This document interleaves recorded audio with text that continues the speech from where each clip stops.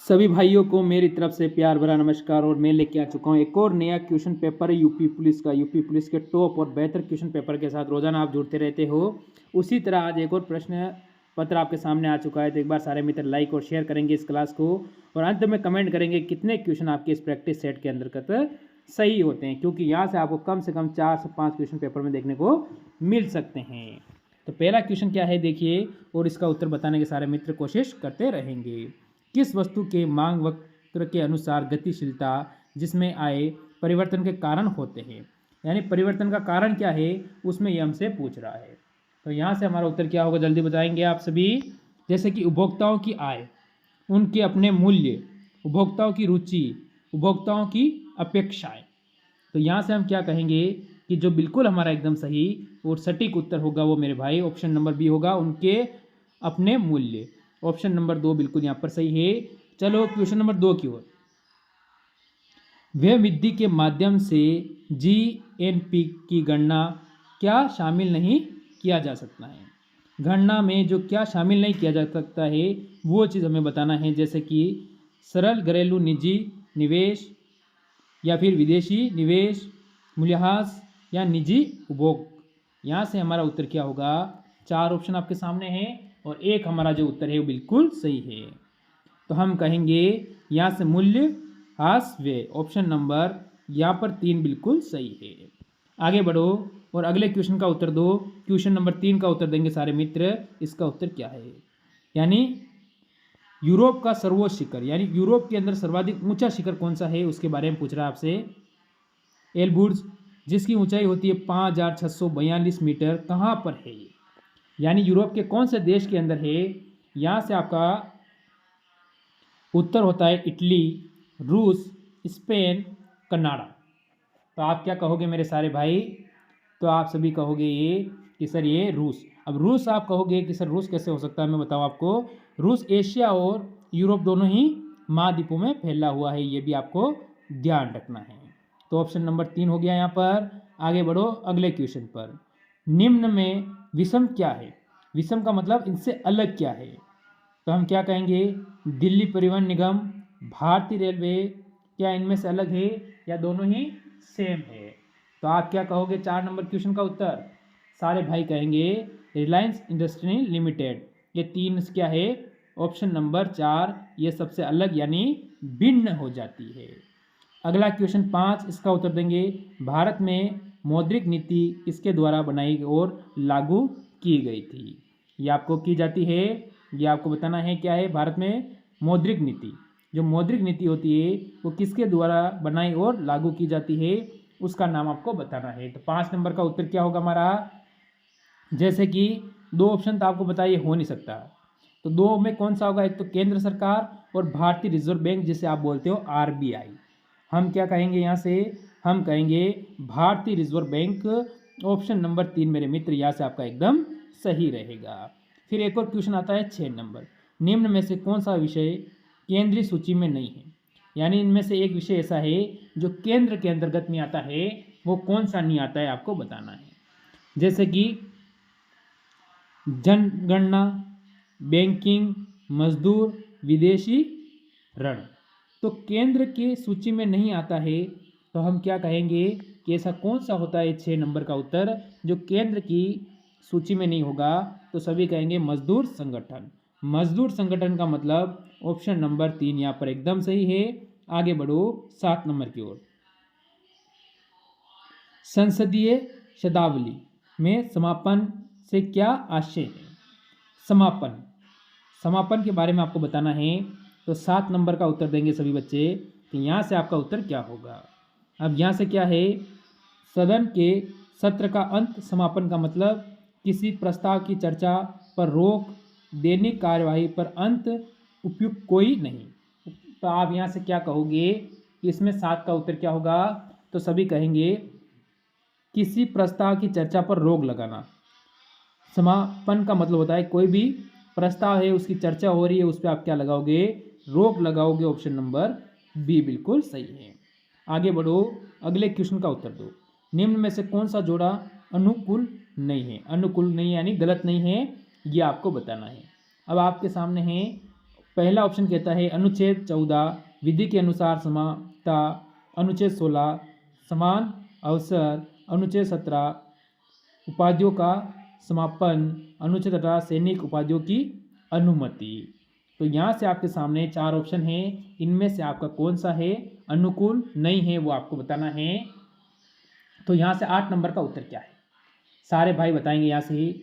Option number आप कहोगे यहाँ से कौन सा, तो आप कहोगे 3, यानी अनुच्छेद 17 उपाधियों का समापन, उपाधियों का समापन अनुच्छेद 17 बिल्कुल सही है।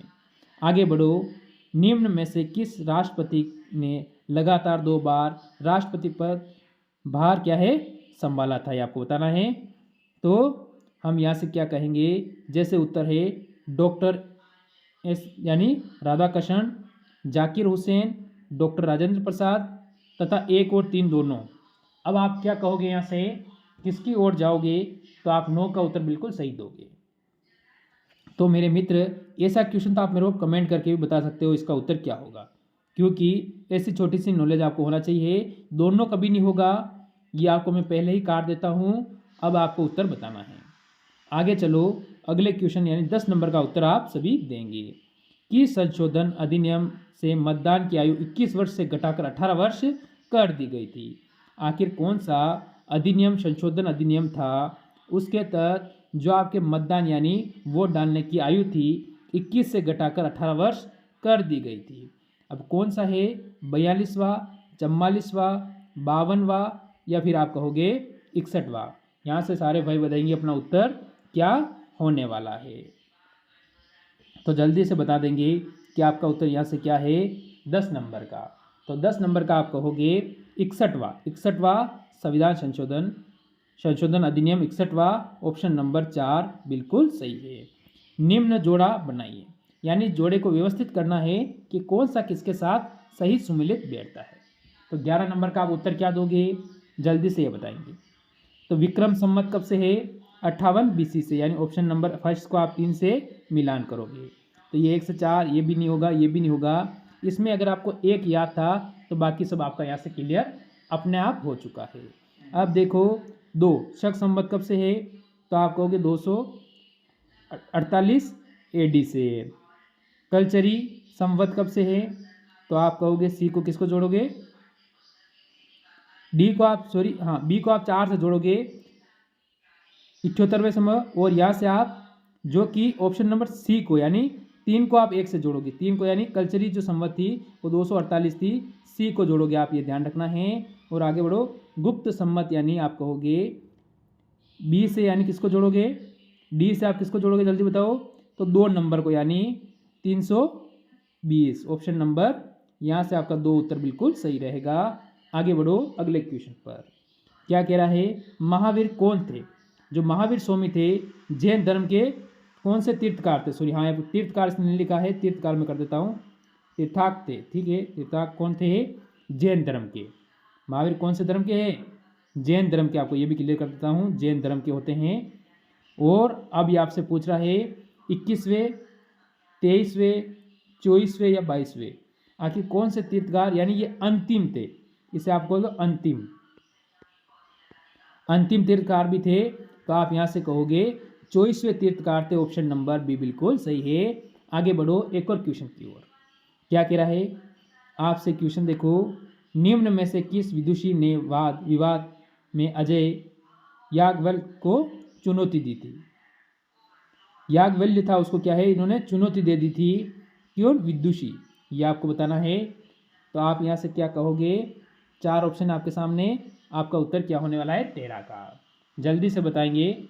हम कहेंगे यहाँ से गार्गी का मतलब ऑप्शन नंबर 4 यहाँ पर बिल्कुल सही रहने वाला है। आगे बढ़ो क्वेश्चन नंबर 14 की ओर, निम्न में से किस घटना ने इंग्लैंड के सम्राट भारतीय प्रशासन को अपने अधीन कर लेने के लिए प्रेरित किया था। ये आपको बताना है कि जो आपको पता है ये घटना कब की है, ये भी सन में आपके भी क्लियर कर दूंगा, आपको ध्यान रखना है। ये घटना होती है कब की, तो सभी स्टूडेंट कहेंगे यहाँ से 1857 की घटना, यानी क्रांति, आप जिसे कहते हो क्रांति, उसी की बात मैं कर रहा हूँ। तो आप यहाँ से क्या कहोगे, सिपाहियों का विद्रोह ऑप्शन नंबर 4। ये आपको ध्यान रखना है, ऑप्शन नंबर 4 बिल्कुल यहाँ से सही रहेगा। आगे बढ़ो 15 नंबर क्वेश्चन की ओर। 15वीं शताब्दी में राजस्थान में माउंट आबू में प्रसिद्ध दिलवाड़ा मंदिर किसने बनाया था? ये दिलवाड़ा जो मंदिर है माउंट आबू के अंदर, आपको बता दूं मैं, ये जैन धर्म से संबंधित है। कौन से धर्म से? जैन धर्म से संबंधित है। और 13वीं शताब्दी में, आपको 13वीं शताब्दी में राजस्थान में माउंट आबू में प्रसिद्ध दिलवाड़ा मंदिर किसने बनाया था? 13वीं शताब्दी की बात चल रही है। क्वेश्चन नंबर 15, क्वेश्चन नंबर 15 का उत्तर देंगे। अब आपसे पूछ रहा है महेंद्रपाल, राजपाल, महिपाल और तेजपाल, 4 ऑप्शन है आपके सामने। इसका उत्तर आप भी जल्दी से बताएंगे। तो जल्दी बताएंगे सारे स्टूडेंट, 15 का उत्तर क्या होगा? तो जल्दी बताओ, यहाँ से हमारा उत्तर क्या होगा 15 का? तो यहाँ से कहोगे तेजपाल। तेजपाल यानी ऑप्शन नंबर 4 बिल्कुल सही है। अब अगला क्वेश्चन कह रहा है GIS किसका लघु रूप है? GIS है, ये किसका लघु रूप है? तो 16 नंबर का उत्तर सभी स्टूडेंट देंगे, क्या होने वाला है। ठीक है, तो यहाँ से आप बताओ जल्दी से। तो GIS किसका लघु रूप है? हम कहेंगे जियोग्राफिकल इमरजेंसी सिस्टम, यानी हम कहेंगे ऑप्शन नंबर यहाँ से जो 3 है वो बिल्कुल इसमें सही होने वाला है। बढ़ो एक और क्वेश्चन की ओर। क्या कह रहा है? निम्न में से कौन सी नदी हिमालय से परे की नहीं है? परे की नहीं है ये आपको बताना है। गंगा, यमुना, सतलज, रावी, चारों इंपॉर्टेंट नदियां है। तो 17 का उत्तर देंगे आपको, क्या होगा यहाँ से सारे स्टूडेंट? तो मैं बता दूं कि यहाँ से सतलज ऑप्शन नंबर 3 हमारा बिल्कुल सही है। और यमुना नदी है जो गंगा की सबसे बड़ी सहायक नदी होती है यमुना, और ये कहाँ जाती है? गंगा बंगाल की खाड़ी में, बंगाल की खाड़ी। ये आपको ध्यान रखना है। बढ़िया क्वेश्चन आपसे पूछता जाता है, कभी पूछ भी सकता है। आगे देखो, नीचे दिए गए कोडों का प्रयोग करके जोड़ा बनाए, यानी इनमें से इनका सही प्रयोग करके हमें जोड़ा बनाना है कि ABCD के साथ कौन सा जोड़ा सही सुमिलित बैठ रहा है। तो बताओ आप, यहाँ से आपका सही उत्तर कौन सा होगा? जल्दी से बताएंगे सारे स्टूडेंट। 18 नंबर का जो उत्तर है वो क्या है? तो मैं कहूँगा यहाँ से अगर आप जाते हो, सही उत्तर अगर आप देखते हो तो ऑप्शन नंबर 3 पे चले जाओ। फर्स्ट उष्णकटिबंधीय, तो आप जाओगे option number B Shillong, option number B पे आप चले जाओ। इसके बाद चलो मानसून, मानसून होता है शिवालिंग, ऑप्शन नंबर आप 1 पर चले जाओगे। संतुलित, संतुलित किससे होगा? आप कहोगे नीलगिरी, नीलगिरी की जो पहाड़ियाँ होती हैं उनसे। और चौथा यानी ऑप्शन 3 से आपका बिल्कुल सही रहेगा। तो यहाँ से जो ऑप्शन नंबर 3 है वो एकदम सही है। आगे बढ़ो अगले क्वेश्चन का। नागार्जुन सागर परियोजना किस नदी पर अवस्थित है? अवस्थित का मतलब कौन सी नदी है उसके ऊपर नागा अर्जुन सागर परियोजना अवस्थित है। ऑप्शन में आता है आपके सामने कृष्णा, कावेरी, गोदावरी और ताप्ती, यानी इन 4 में से आपका ऑप्शन उत्तर कौन सा है? सारे स्टूडेंट यहाँ से अपना उत्तर देने की कोशिश ज़रूर करते रहेंगे। तो जल्दी बताओ यहाँ से आपका उत्तर क्या हो रहा है? सारे बताएंगे क्वेश्चन नंबर 20 का उत्तर। तो 20 का उत्तर क्या है जल्दी बता दो। तो 20 का जो उत्तर बनेगा, 1 मिनट आप यहाँ देख लो। हाँ चलो 19 का आपसे पूछा गया है, तो 19 का कौन सा है? सॉरी 19 का बताओ जल्दी से। तो 19 का जो हमारा उत्तर बनता है यहाँ से वो बनता है कृष्णा, यानी ऑप्शन नंबर यहाँ से 1 सही है। और 20 का उत्तर देंगे स्वेज नहर किसे जोड़ती है? स्वेज नहर है आपको पता है विश्व की सबसे लंबी नहर, विश्व की सबसे लंबी नहर जिसका नाम है स्वेज नहर। ये किसको जोड़ती है? भारत की खाड़ी तथा अरब सागर को, लाल सागर तथा भूमध्य सागर को, भूमध्य सागर तथा काले सागर को, लाल सागर तथा अरब सागर को। आखिरकार ये स्वेज नहर है विश्व की सबसे लंबी नहर, ये किन किन को जोड़ती है, ये हमसे पूछ रहा है। तो बताओ आपका उत्तर यहाँ सभी से क्या होगा? जल्दी से बताने की कोशिश सभी स्टूडेंट करेंगे। तो 20 का जो उत्तर होगा वो होगा ऑप्शन नंबर 2 यानी लाल सागर तथा भूमध्य सागर हमारा बिल्कुल सही है। आगे बढ़ो अगले क्वेश्चन का उत्तर दो। हाल ही में दक्षिण सूडान संयुक्त राष्ट्र संघ का कौन सा सदन बना है? तो हम क्या कहेंगे? जो सदस्य बना है वो कौन सा बना है, हमको ये बताना है। तो 193वां, 191वां, 192वां, 190वां, आखिर कौन सा सदन बना है? सदस्य बना है कौन सा, ये आपको बताना है। 21 नंबर का उत्तर। तो आप कहोगे 193वां, 193वां ऑप्शन नंबर यहाँ से भी 1 आपका बिल्कुल सही रहेगा। अगला 22 नंबर क्वेश्चन का उत्तर देंगे, प्रशांत महासागर में मेरियाना गर्त की गहराई मीटर कितनी है? यानी इसकी जो गहराई है प्रशांत महासागर के अंदर वो कितनी है? क्वेश्चन नंबर 22 का उत्तर आप दीजिए। तो हम क्या कहेंगे यहाँ से, जल्दी बताओ सारे स्टूडेंट। तो गहराई आपसे पूछी है तो 11,033 मीटर इसकी गहराई होती है। आप पीछे मीटर भी लगा सकते हो, ये आपको ध्यान रखना है, 11,033 मीटर। अगला क्वेश्चन आप इसका उत्तर देंगे। क्या ये 3 क्वेश्चन में आपको एच डब्ल्यू दे दूँ, इसका उत्तर दोगे आप या नहीं दोगे? तो ये क्वेश्चन मैंने आज आपको एक भी नहीं दिया, उत्तर मैं आपका पूरा ही क्लियर कर लूँगा इसका। वह वर्ण जो वनस्पति को पराबैंगनी किरणों से, ठीक है, जो पराबैंगनी किरण आती है आपको पता है सूर्य से, उसे बचाता है वो कौन सा है? तो बचाएगा वो कौन होगा, ये बताओ आप। जो पराबैंगनी किरणें आती है सूर्य से, क्या उससे बचा सकता है? कौन बताएगा? तो आपका उत्तर सभी से पहले कौन देगा इसमें? ठीक है, कैरोटेनाइट, यानी ऑप्शन नंबर यहाँ से भी बी बिल्कुल सही है। तो ये थे आज के टॉप क्वेश्चन। कैसी लगी क्लास ज़रूर कमेंट करना, और ये लास्ट वाला क्वेश्चन भी, इसका भी उत्तर आप मेरे को ज़रूर कमेंट करेंगे। तो ये थे टॉप क्वेश्चन। मिलते हैं कल इसी समय एक और क्लास के साथ। सभी मित्रों को जय हिंद, जय भारत।